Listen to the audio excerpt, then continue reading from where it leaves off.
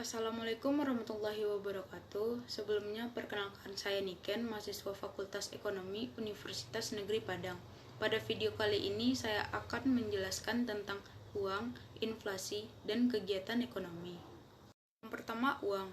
Definisi uang dapat dibagi menjadi dua pengertian. Yang pertama, menurut hukum. Menurut hukum, uang merupakan sesuatu yang ditentukan oleh undang-undang sebagai alat pembayaran yang sah untuk transaksi perdagangan. Yang kedua, menurut fungsi. Berdasarkan fungsinya, uang merupakan sesuatu yang dapat diterima secara umum dalam transaksi perdagangan serta untuk pembayaran utang piutang.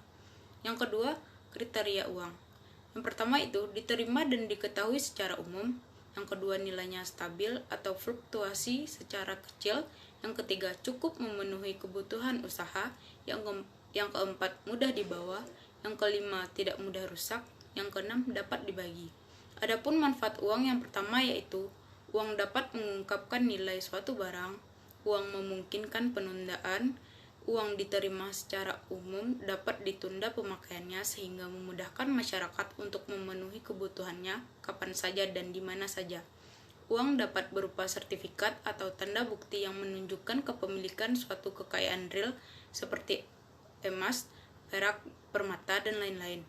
Yang kelima, bentuk uang dapat berupa logam, kertas, tabungan, deposito, dan common stock yang dapat dipecah-pecah tanpa kehilangan nilai nominalnya. Fungsi dan peranan uang dalam perekonomian. Yang pertama, fungsi asli uang. Uang berfungsi sebagai alat tukar yang dapat mempermudah pertukaran.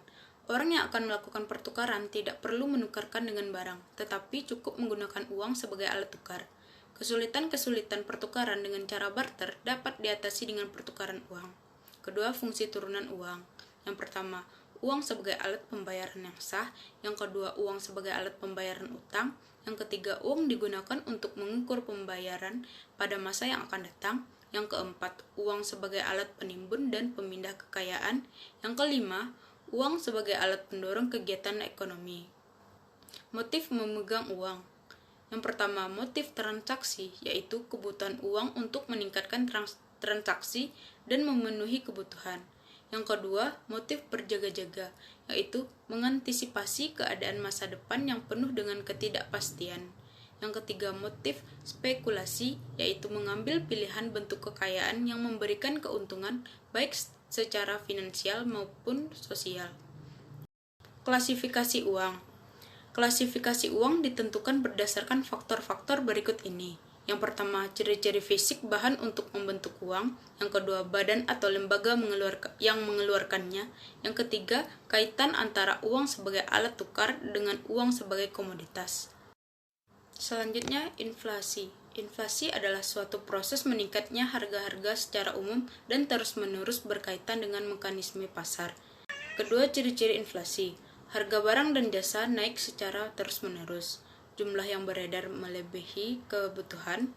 Jumlah barang relatif sedikit. Nilai uang atau daya beli uang turun. Penyebab dari inflasi tersebut adalah 1. Inflasi karena kenaikan permintaan. Yang kedua, inflasi karena biaya produksi. Yang ketiga, inflasi karena jumlah uang yang beredar bertambah. Jenis-jenis inflasi berdasarkan sumbernya. Yang pertama, inflasi yang bersumber dari luar negeri, yaitu inflasi ini terjadi karena ada kenaikan harga di luar negeri.